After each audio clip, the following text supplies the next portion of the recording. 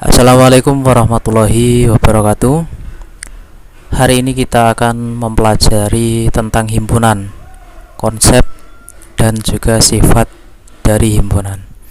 Nah, adapun materi yang kita pelajari hari ini sesuai dengan KD 3.4 dan juga KD 4.4. Nah, untuk KD 3.4 yakni menjelaskan himpunan bagian, himpunan kosong, komplement himpunan, dan melakukan operasi binder pada himpunan menggunakan masalah kontekstual. Nah, untuk KD 4.4 yakni menyelesaikan masalah kontekstual yang berkaitan dengan himpunan bagian, himpunan semesta, himpunan kosong, komplement himpunan, dan operasi binder pada himpunan.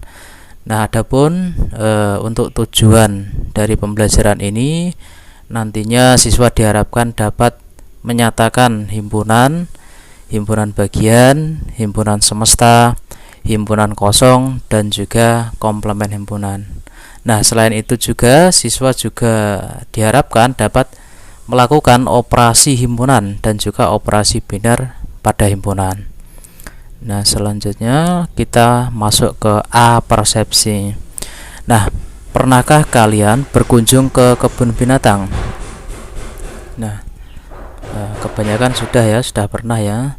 Nah, di kebun binatang kalian itu dapat melihat aneka jenis binatang, mulai dari binatang darat, binatang air, binatang yang hidup di dua alam, darat dan air, maupun binatang yang dapat terbang atau di udara. Nah, kelompok binatang darat misalnya itu jerapah, gajah, macan, dan lain sebagainya. Nah, untuk gerombolan binatang air ada juga ikan, penguin juga bisa, terus cumi-cumi dan lain sebagainya. Nah, binatang untuk yang hidup di dua alam, yakni di darat dan air, misalnya ini disebut binatang amfibi, misalnya buaya, terus katak, terus juga yang lainnya. Nah, adapun binatang yang dapat terbang ini kan banyak ya, misalkan burung, kelelawar, dan juga yang lainnya. Nah, dalam matematika, kelompok atau gerombolan atau kumpulan tersebut itu dinamakan sebagai himpunan. Nah, dengan demikian di dalam kebun binatang tersebut terdapat himpunan binatang darat, binatang air, binatang amfibi, dan himpunan burung. Nah, bisa seperti itu. Dan himpunan ini dapat dioperasikan seperti pada bilangan atau operasi bilangan. Nah, akan tetapi operasi pada himpunan ini memiliki sedikit perbedaan dengan operasi yang ada pada operasi bilangan. Nah, apa sajakah itu? Mari kita belajar bersama pada bab ini. Nah, pertama kita harus mengenal konsep dan sifat himpunan. Nah, istilah kumpulan, kelompok, kategori maupun gerombolan dalam matematika ini dikenal dengan istilah himpunan. Nah, untuk definisinya di sini, himpunan itu adalah kumpulan benda atau objek yang ciri-cirinya diidentifikasi dengan jelas ya. Ciri-cirinya itu dapat diidentifikasi dengan jelas. Nah, suatu himpunan biasanya diberi nama dengan huruf besar. Huruf besar itu huruf kapital ya, huruf gini: A besar, B besar, C besar, D besar, sampai Z besar. Ini biasanya seperti itu. Nah, adapun anggota atau elemen suatu himpunan itu ditulis dengan pasangan kurung kurawal seperti ini. Nah, ini nanti titik-titik ini diisi dengan anggotanya suatu himpunan. Nah, lanjut. Nah, akan tetapi tidak serta-merta semua kumpulan atau gerombolan itu termasuk himpunan. Nah, ada juga kumpulan tetapi dia bukan merupakan himpunan. Nah, misalnya di sini yang pertama kumpulan kota-kota besar di Indonesia. Yang kedua kumpulan orang kaya di Indonesia. Kemudian yang ketiga kumpulan siswa yang pandai di sekolahmu. 4. Kumpulan gunung yang tinggi di Indonesia. 5. Kumpulan pelajaran yang disenangi siswa. 6. Kumpulan makanan yang lezat. Nah, pertanyaannya, mengapa kumpulan-kumpulan ini semua tidak termasuk ke dalam himpunan atau tidak bisa disebut sebagai himpunan? Nah, alasannya tadi kita ingat definisinya yang atas ini, bahwa suatu kumpulan itu harus memiliki ciri-ciri yang dapat diidentifikasi dengan jelas. Nah, kita perhatikan di sini. Yang pertama, kumpulan kota-kota besar di Indonesia. Nah, ini kan tidak dapat kita identifikasi dengan jelas. Artinya ini bersifat subjektif. Bisa jadi menurut saya kota Surabaya itu besar, tetapi belum tentu menurut orang lain seperti itu. Nah, jadi ini tidak dapat diidentifikasi dengan jelas, makanya ini tidak bisa disebut sebagai himpunan. Terus juga yang kedua juga begitu, kumpulan orang kaya di Indonesia. Nah, ini juga tidak dapat diidentifikasi dengan jelas. Nah, yang disebut orang kaya itu yang seperti apa? Nah, ini belum teridentifikasi dengan jelas. Nomor 3, siswa yang pandai. Nah, siswa yang pandai itu yang gimana? Nah, kriterianya apa? Kan setiap orang pasti memiliki pandangan yang berbeda. Jadi ini subjektif, tidak teridentifikasi dengan jelas. Maka kumpulan-kumpulan ini tidak bisa disebut sebagai himpunan. Nah, hanya dapat dikatakan sebagai kumpulan atau gerombolan saja. Nah, kemudian untuk ada diskusi di sini. Di antara kumpulan berikut, manakah yang termasuk himpunan dan yang bukan termasuk himpunan? Berikan alasannya. Nah, kita coba saja ya. Yang pertama, kumpulan binatang yang berkaki dua. Nah, ini apakah kita bisa mengidentifikasi dengan jelas binatang yang berkaki dua? Ya, jelas ya. Soalnya kelihatan ini yang berkaki dua mana, yang berkaki empat mana. Ya, ini sudah dapat kita identifikasi dengan jelas. Yang berkaki dua misalnya ayam, bebek, angsa, dan juga lain sebagainya. Yang kedua, kumpulan siswa yang cerdas. Nah, ini untuk ini siswa yang cerdas, apakah kita bisa mengidentifikasi siswa yang cerdas itu yang bagaimana? Nah, ini kan tidak teridentifikasi ya. Artinya ini bukan himpunan, bukan himpunan. Kemudian yang ketiga, kumpulan buku yang tebal. Nah, ini juga tidak dapat kita identifikasi dengan jelas apakah buku yang tebal itu standar halamannya berapa. Ini tidak bisa kita identifikasi dengan jelas. Nah, maka ini yang nomor 3 ini bukan termasuk himpunan. Kemudian yang nomor 4, kumpulan siswa yang tingginya di atas 160 cm. Nah, ini jelas ya, ada angkanya, ada patokannya. Nah, jadi yang di atas 160 maka disebut siswa tinggi atau siswa yang memiliki tinggi badan yang di atas rata-rata, begitu ya. Nah, jadi ini termasuk himpunan karena kita dapat mengidentifikasinya dengan jelas, yakni dengan menggunakan dengan mengukur tinggi badan si siswa itu. Nah, kemudian yang nomor 5, kumpulan lukisan yang indah. Nah, lukisan yang indah ini juga bukan termasuk himpunan. Nah, sebab indah itu memiliki nilai yang berbeda pada setiap orang. Artinya ini subjektif, tidak bisa diidentifikasi secara objektif. Maka ini bukan termasuk himpunan. Kemudian selanjutnya ada penyajian himpunan. Nah, ini ada 3 cara ya. Yang pertama, dengan mendaftar anggota-anggotanya. Ini disebut sebagai teknik enumerasi. Kemudian yang kedua, menuliskan sifat yang dimiliki anggotanya. Kemudian yang ketiga, notasi pembentuk himpunan. Nah, yang pertama di sini ada mendaftar anggota-anggotanya atau disebut sebagai teknik enumerasi. Nah, ini dilakukan dengan menuliskan anggota-anggota dari himpunan tersebut.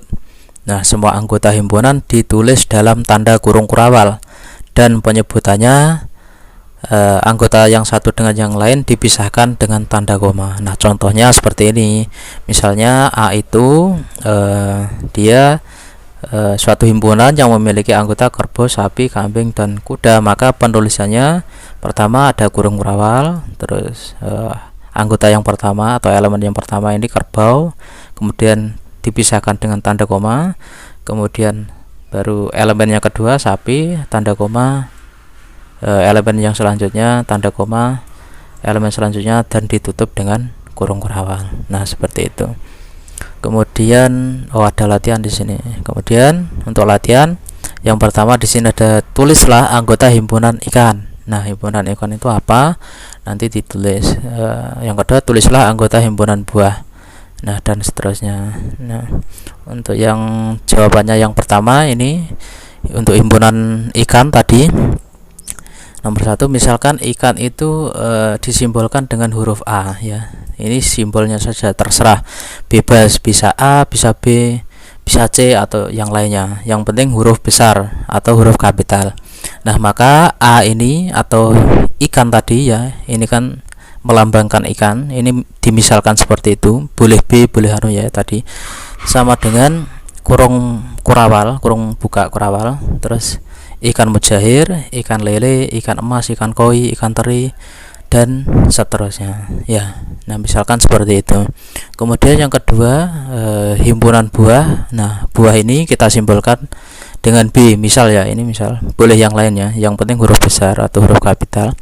Nah, maka B ini adalah suatu himpunan yang memiliki anggota, nah, kurung kurawal buka, terus mangga. Nah, kita sebutkan apa saja buah itu, bebas, mangga, apel, jeruk, pepaya, semangka, durian, dan banyak yang lain. Nah, yang penting buah. Nah, terus kurung kurawal tutup.